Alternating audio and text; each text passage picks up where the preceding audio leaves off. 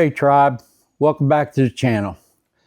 Today we're going to finish up brake job on the Sweet Pea Sled, and going to finish getting this rotor off here. As you saw in the little pre-clip there, I was busting the bolts loose, and now we're going to go ahead and get rolling on this. Okay, on this particular year, going to need a Torx T45. I broke them loose with my bigger ratchet there. Now I'm going to put them on put the tool on my little electric ratchet here and get these things out of here. Maybe.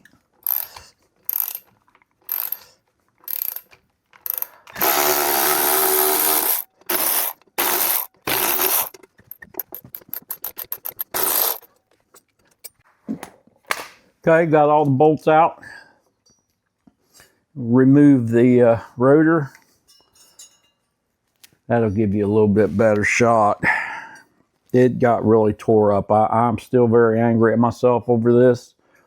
You can see it really got hot here. So anyway, going to replace this rotor.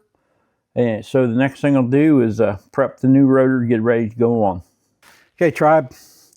Got the new brake rotor here. Going to take some brake parts cleaner and a paper towel, a shop towel. Going to spray this down that way, just in case there's any oil or anything like that on it.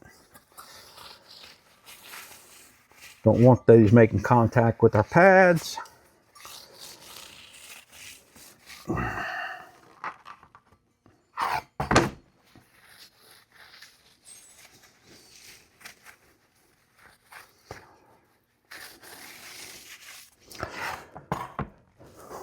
Now we'll move on, getting the bolts ready to install. Okay, tribe, next thing we're going to do is we're going to take a medium thread locker and put a little bit on our caliper bolts here, or I'm sorry, our rotor bolts. Just takes a little dab, get those going and set up, and then we'll move on to mounting the rotor. All right, now we're ready to mount the rotor on the wheel. Simply get the holes lined up. Take your bolts with your light thread locker on there or medium thread locker on there. Get these started. I like the gel type thread locker. It sure is a lot less messy. Set up our ratchet. To run it back in, remember, got a T45 Torx.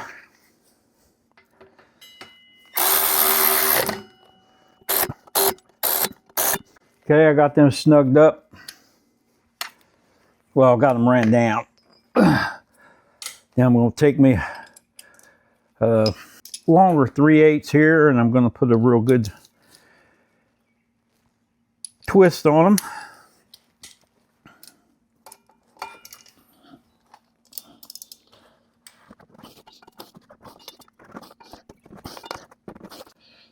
Okay, now I'll torque those down in a star pattern. And by star pattern, I mean like start here, go to here, then to here, then to here, then to here. For the rear, torque value on this 2001 Softail is 30 to 45 foot-pounds. So we'll make sure we get those torqued down, and we'll get ready to mount this back on the bike. All right, tribe. I didn't bore you with the getting all this lined up and everything. It's when you're down here on the floor, you just got to wrestle it. It's a little bit easier. Well, it's a lot easier if you have an actual motorcycle drive on lift, and you can get it up where you're looking at it, but I don't have one of those anymore. So I just had to get down here, hold my tongue right, get the spacers in, and get the caliper lined up and put in there. Once again, I'm not telling you to do this. I'm just telling you this is the way I do it. I put a very light coat of anti-seize across the axle. That way, you know, it just helps things slide in. And when you have to take it apart, it makes it a little bit easier to get it apart. So, I got this pretty well lined up, at least on this side. I'll start tapping this axle through and we'll see if we can get this bad boy back together. Make sure you don't forget your axle adjuster spacer. It's got the little notch for your adjuster to go in. Okay, that sounds like it probably hit the spacer on the other side. Okay, so that's that. Got all my spacers and the axles back in. So now we'll move on to the next. All right, now we're over here on the belt side. We'll get our axle adjuster spacer in there. Make sure that flats towards the adjuster. Oh, let me show you something. I want to make sure this washer, I don't know how good you can see it, but if you can see that washer, each side is just a little different. That's kind of the shiny side, and that's kind of the non-shiny side.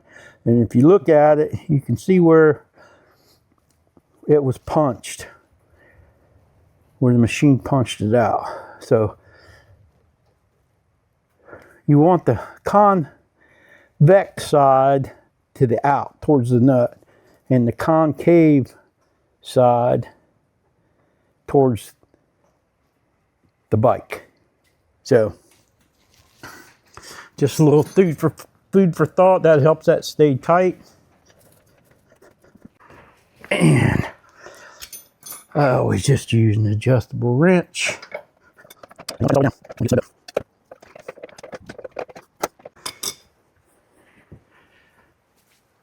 Okay, tribe, once you got the axle through, make sure that you get these adjuster blocks here lined up for the adjuster. Screw it in just enough till it touches.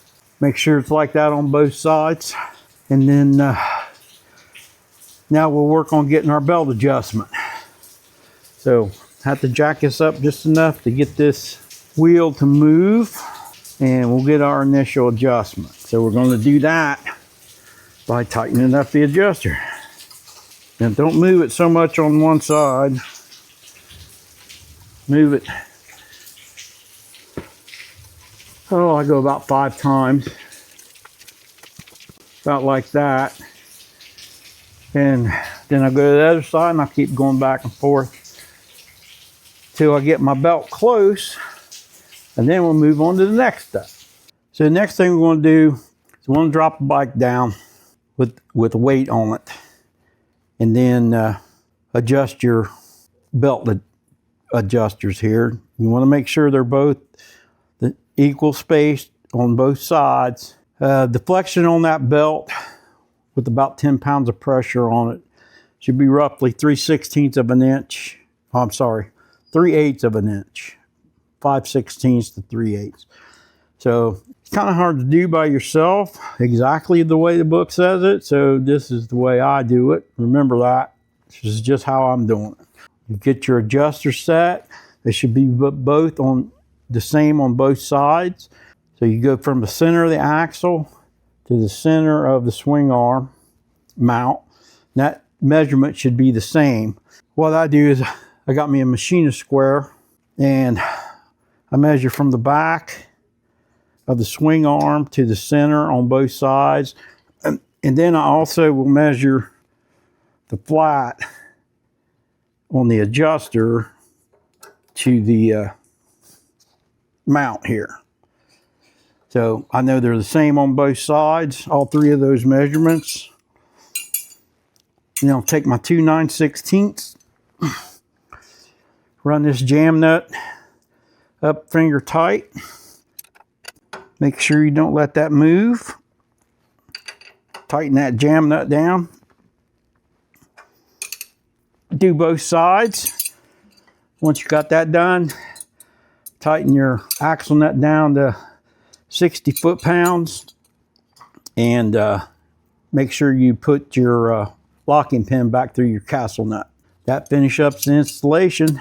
Now we'll move on to bleeding the brakes. I want to drain all this fluid out of here and make sure I got all new fresh fluid in it. So we'll move on to that next.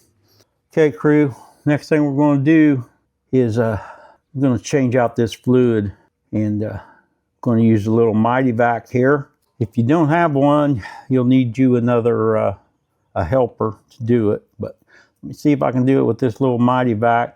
Usually works pretty good. So just get it all hooked up here, pump that up a couple times, hit my bleeder. Oh, and I've got the master cylinder open and filled to the top. So just to let you know. Ah, there I see some bubbles and some fluid, and it's dropping down there. If you can see that. So down to 0, I'll turn that bleeder off. Pump it up about till I get about 15 inches of vacuum there. See it about 15. I'll hit this bleeder. Oh, I think I might have dropped the hose off of it. That won't be good.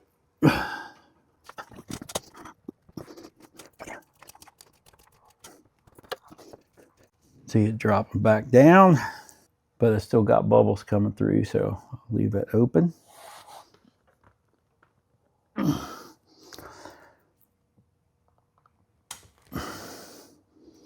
Tighten that bleeder back down. Okay, tribe, I want to point out something.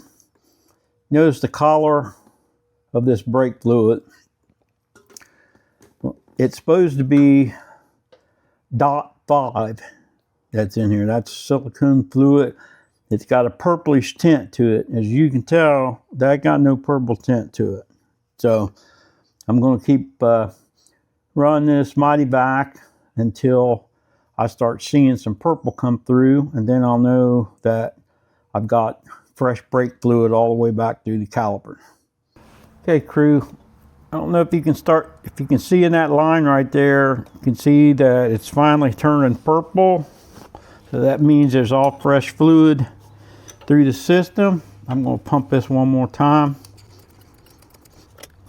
Yep, there's nothing but fresh fluid coming through now. So we'll top off the master cylinder and get this buttoned up. So to give you a better look at that brake fluid there in the master cylinder, you can see that purplish tint to it. So I'll get this buttoned up, and we'll move on to the next. Okay, tribe, so that wraps up this brake job, but I wanted to leave you with a little look at that. Look at all that junk in there. Wow.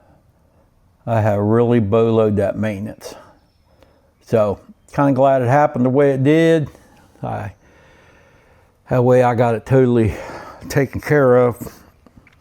And job won't actually be completed until I get to test drive it, but it's pouring down rain out here today, and I'm not going to take Mama's sled out in the rain.